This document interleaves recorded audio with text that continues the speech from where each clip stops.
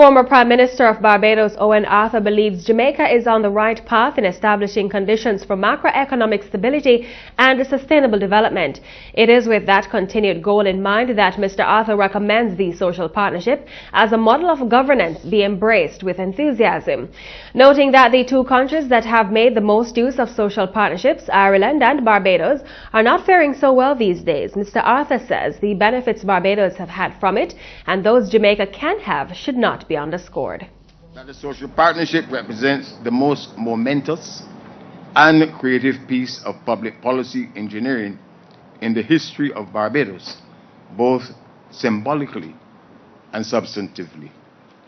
For it has taken our democracy to its highest form. It has done so by creating an agency by which the various estates of the society are conjoined in mutually beneficial relationships for the common good, despite their divergent roles, their divergent functions, and their interests, which are in many instances conflicted.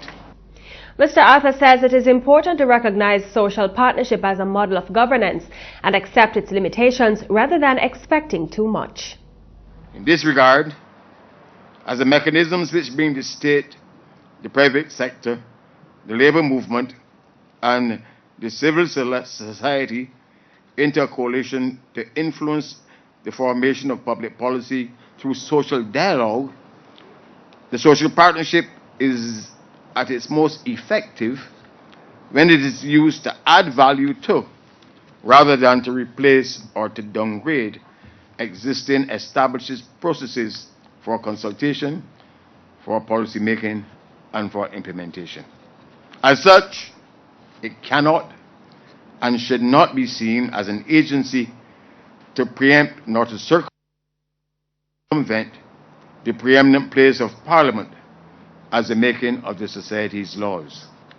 In addition, it cannot stop the owners of enterprise from being concerned with rates of returns on their capital, nor should it stop the labor movement from having as its chief concern the advancement of the interests of the workers it represents. Equally, it does not prevent the economy from being susceptible to the influence of business cycles and changes in the level of the demand. The former Barbadian Prime Minister notes that under social partnerships, governments tend to neglect their role of accounting to the people. Rather, they share the power with entities which bear no such responsibility. The social partnership requires the government to get involved in a power-sharing relationship with no certainty of a political return, save and accept that by sharing its power, it can often get more achieved to its political credit than were it to act unilaterally. Secondly, the obligation to be a part of a social partnership place a duty on the part of the government not to retreat where the exercise of its power is concerned, but to become entrepreneurial.